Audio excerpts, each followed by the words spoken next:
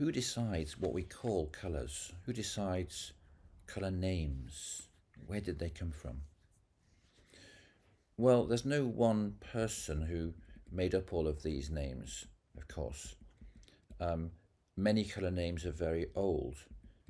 But I've been thinking about this, and I think there are three categories of colour names in terms of this question about where they came from. So the first category I want to talk about is that of very old names, such as the colour name red.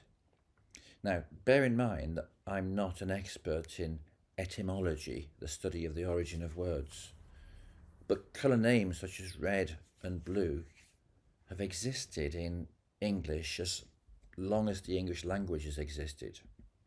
The word red in English is similar to rot in German and rude in Dutch. Sorry about my pronunciation, by the way. I'm sure it's terrible.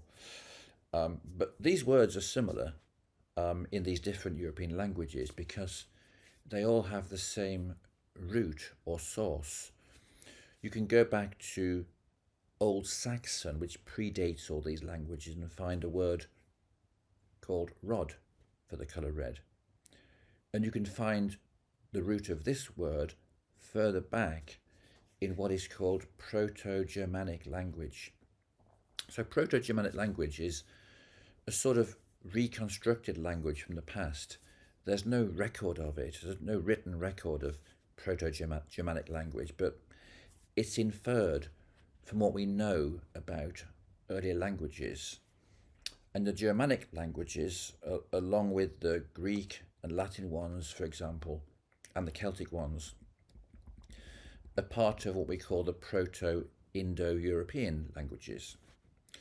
So words such as ruddy, so we can talk about someone having ruddy or red cheeks, ruddy, ruby, rust, all have the same root in these prototype languages as red. So obviously we can't say that any one person was responsible for naming the colour red in English. The word red is simply as old as English itself, probably older. It's like asking, for example, who decided to call a hand a hand. It goes way back. Now, spelling may have changed a little. For example, the modern spelling of the word blue in English is thought to have been settled on in the 1500s. And brown's another of these very old words and shares the same root as other words such as bronze, for example. So anyway, that was the first category of colour names that are as old as English itself. So the second category of colour names includes words such as orange and magenta. So these words are much more recent in English anyway.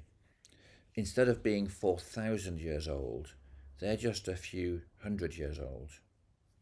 Now it may be in some languages orange has a longer history, but until the 1500s, in fact 1510, the word orange was not used in English. We would simply say something was red yellow or reddish yellow. But oranges, the fruit, were first imported to England in the 1400s. And we have the Italian word aranci for the orange, and the Arabic naranj, I think it is.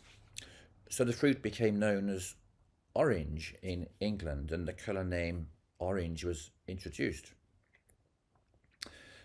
But even though it's more recent, I still don't think we can identify an individual who introduced the term orange in England. If anyone knows better than that, do let me know in the comments. But that's not the case for another colour name, which is magenta. So in 1856, the French chemist Francois Emmanuel Verguin chemically synthesized a new dye, and it had a colour between red and purple. and he called it fuchsine. It's my guess that he named it after the flower fuchsia. But 3 years later, the French-Italian army won a famous battle called the Battle of Magenta. You see, Magenta, it turns out, is a town in what is now Lombardy, just to the west of Milan. I only found this out a few weeks ago. How can you study colour for 40 years and still be finding out things like this?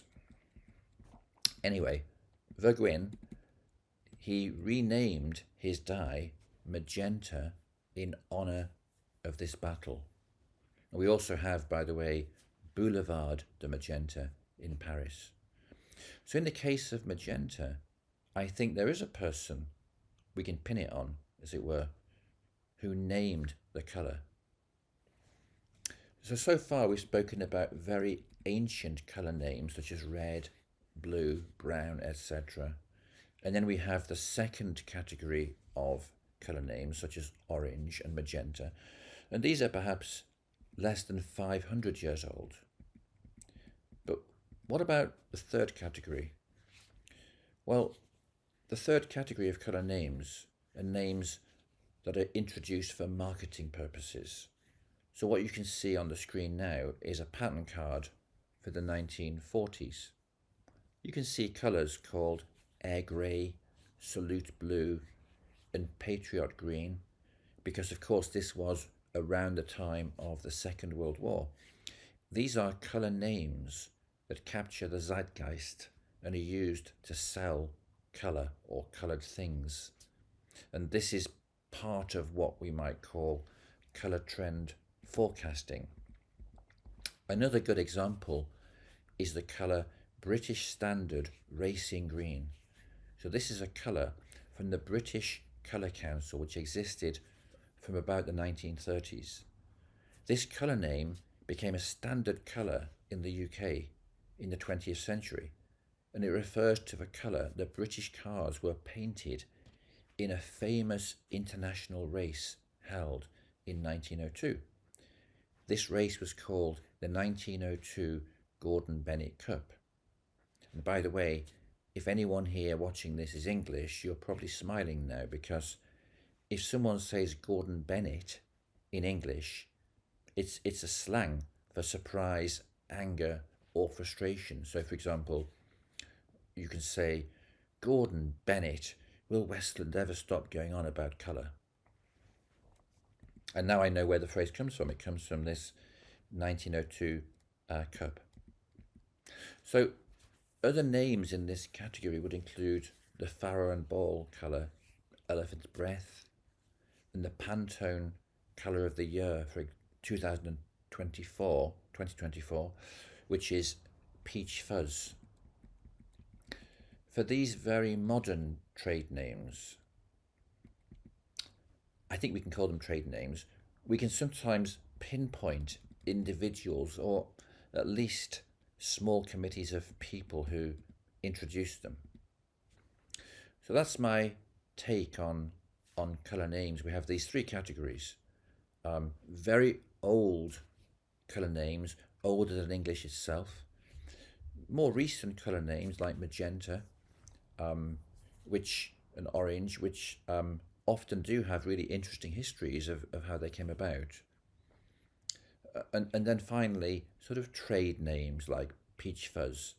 And to be honest, I'm not sure I even call these things colour names at all. They're not colour names in the same sense that something like red or blue is a colour name, in my opinion.